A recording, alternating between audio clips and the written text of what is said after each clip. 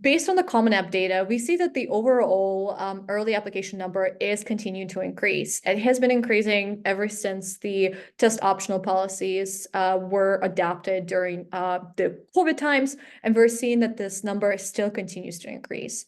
The application this fall went up 41% over the pre-pandemic levels, which is very, very exciting. That means that we're doing our job telling you that you should be applying early and explaining to you the importance of early action and early decision deadlines.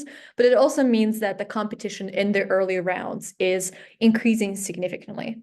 You can see that the number of applicants increased by 38% since 2019 in the early action and the early decisions rounds. So that just means that even the early admissions is getting more and more competitive.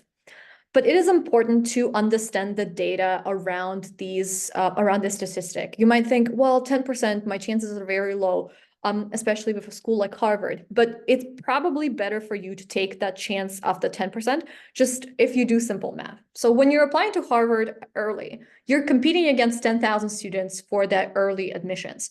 And for regular last year, they had about 50,000 applications and about 10,000 applications for early rounds. So that means that in the regular round, you'll have 5 times the chances, so 5 times the competition. So your chances are 5 times lower than when you're applying early. If you're applying early, you're competing for about 700 spots, and there are just 10,000 people that are applying with you. So your chances of getting in are higher than if you're applying with in regular with 50,000 applications and competing just for 2,000 spots. So an early application is just a more favorable game of musical chairs. So there are more spots that are available compared to the relative to the number of applications. So if you are able to apply early, you should definitely be applying early. You should also definitely do your research on each university.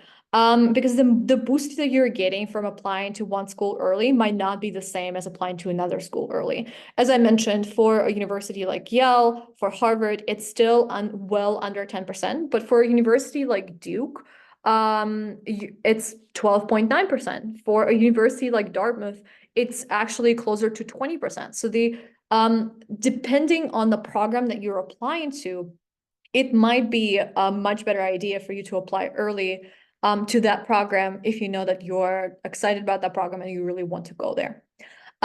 Something that you should also keep in mind is that applications to any university with an acceptance rate of less than 10% is considered a reach for any student, no matter your candidacy. Even if you're an incredible student with, the best extracurriculars, the best academic results, and you have an incredible life story that you're going to describe in your admissions essay, it is still very, very hard to get into a top university just because of the sheer volume of applications and the small number of spots that's available to students.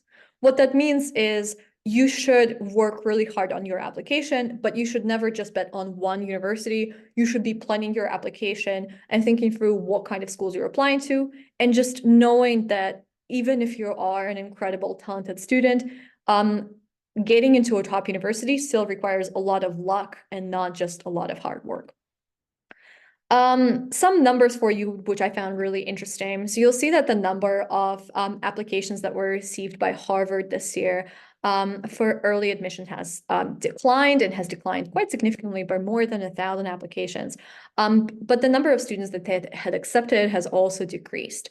Yale faced a bit of a different situation. The number of application has increased, but they have also decreased the number of students that they accepted. So that means that their admissions rate compared to last year for early decision has gone down significantly. They've also denied more students this year than they denied last year, which makes a lot of sense, right? More applications, fewer students accepted, they should be denying more students. And that means that they've deferred a very similar number from early to regular decision deadlines. You can see that for Duke, the number of applications has also gone up.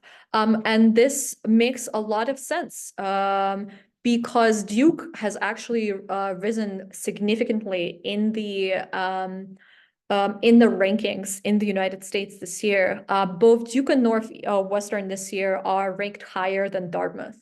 So it's not surprising that the number of early applications has increased significantly. They don't release their data on denied admissions rates or how many people they've deferred, but it is very interesting to see that every single time a university ends up climbing up in the rankings, they get ranked higher. The number of applications also significantly increases. In the case of Duke, by more than 1.5K applications. And you can see that number of applications just decreased a little bit for Brown. So your chances for early admissions at Brown this year would have been just a little bit higher.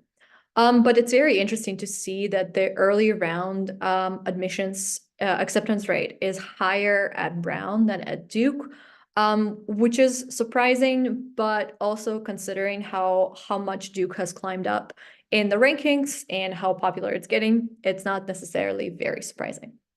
The key takeaway for you here is you should really be paying attention to what's happening with the universities.